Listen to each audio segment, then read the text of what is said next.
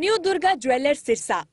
खारिया वाले प्रभुजी सोनी व पीली मंदोरी वाले सज्जन सोनी का भारत सरकार द्वारा मान्यता प्राप्त मशहूर hallmark jewellery showroom new Durga jewellers Parshuram Chowk Sirsa. अधिक जानकारी के लिए संपर्क करें 9813932001 या 9466697217।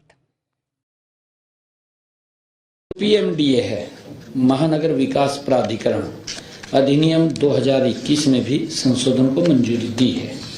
हरियाणा कैपिटल पेरीफेरी एक्ट 1957 का उल्लेख अब पीएमडीए एक्ट में किया है। इसी प्रकार कालका नगर परिषद का उल्लेख किया गया है। पंचकुला महानगर विकास प्राधिकरण की स्थापना पीएमडीए अधिनियम 2021 के तहत की गई है, जिसका उद्देश्य पंचकुला महानगर क्षेत्र में निरंतर सतत और संतुलित विकास को बढ़ावा देना है। हमने मंत्रिमंडल की बैठक में यह भी निर्णय किया है कि मानव संसाधन प्रबंधन प्रणाली HRMS प्रशासन नीति 2024 के प्रारूप को भी मंजूरी दी है।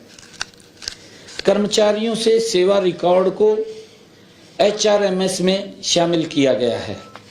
कर्मचारियों के सर्विस संबंधी डेटा को बनाए रखने तथा उससे उनके हित में निर्णय लेने के लिए भी सभी जानकारियां एक ही जगह उपलब्ध होंगी।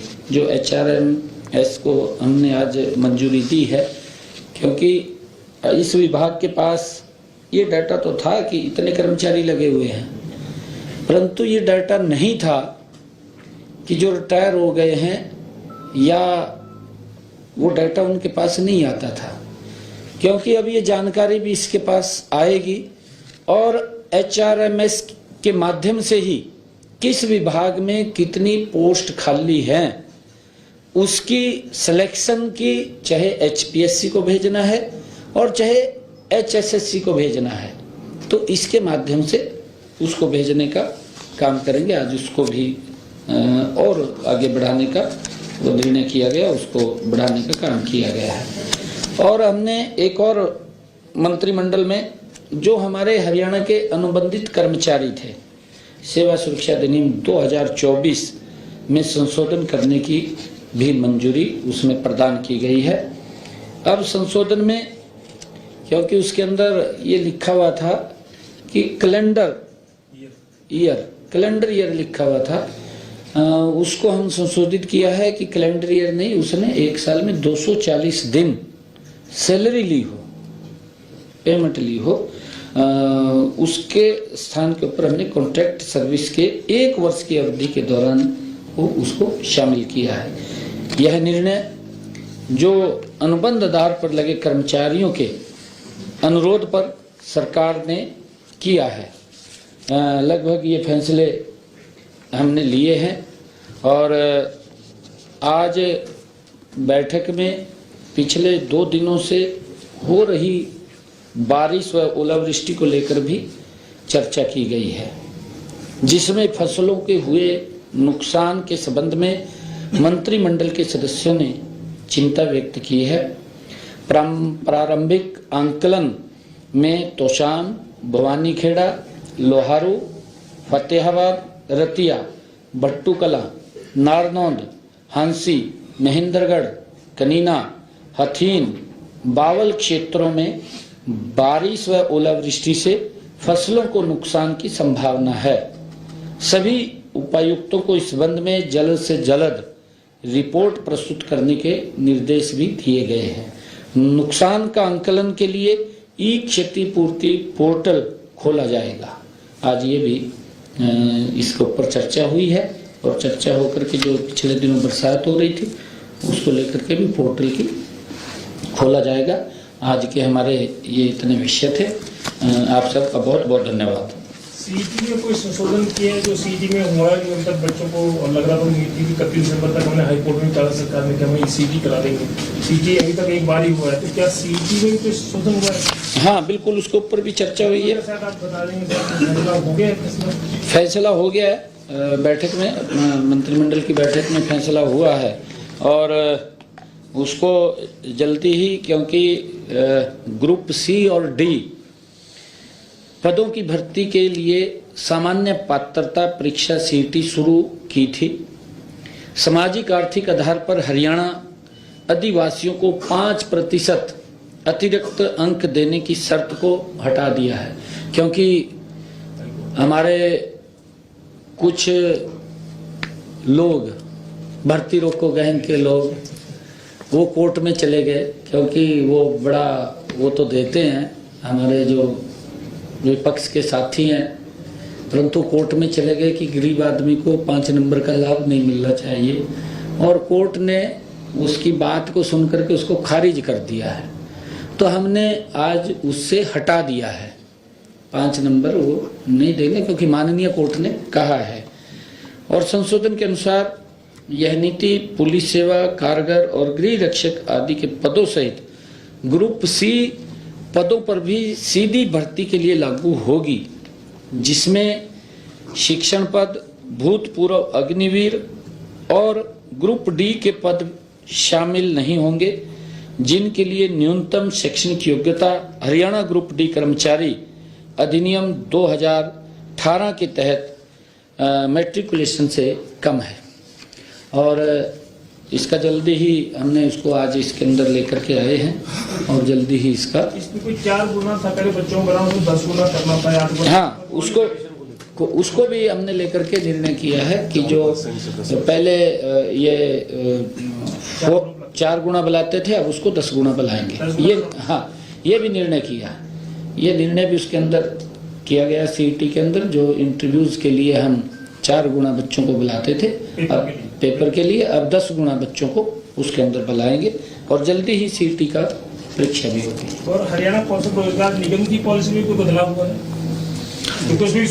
वो मैंने बता दिया आपको, वो तो हरियाणा कौशल रोजगार नहीं, उसको डेफर किया, एक को डेफर किया ना, मैंने बताया भी 30 इसके अंदर हमने एक को डेफर किया, वो उसके अंदर कुछ और अमेंडमेंट की जरूरत थी। डिटेल प्रेस नोट भेजा है। हाँ, उसके अंदर हमने उसको डेफर किया है। मुख्यमंत्री जी, आपने बताया कि जो नुकसान हुआ है बारिश और ओलावृष्टि से, उसकी डेडलाइन भी रखी गई है कि कब तक रिपोर्ट जो है वो सबमिट करेंगे? वो जिस दिन इसका हमारा ई क्षतिपूर्ति पोर्टल खुलेगा तो उसकी डेट भी आ जाएगी तुरंत।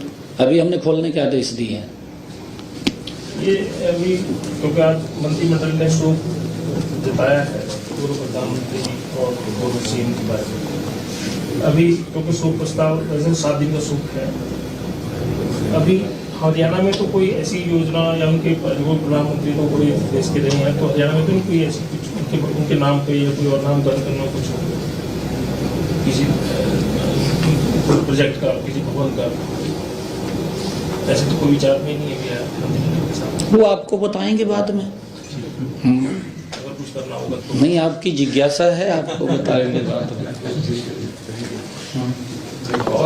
मुख्यमंत्री जी, शिक्षा विभाग के अंदर जिस तरीके से जो आरोही मॉडल स्कूल के कर्मचारी हैं, उनको बीते 3 महीनों से वेतन जो है वो नहीं मिला है, उसको लेकर वो लगातार पत्राचार कर रहे हैं, लेकिन उनकी कोई सुनवाई जो है वो नहीं हुई।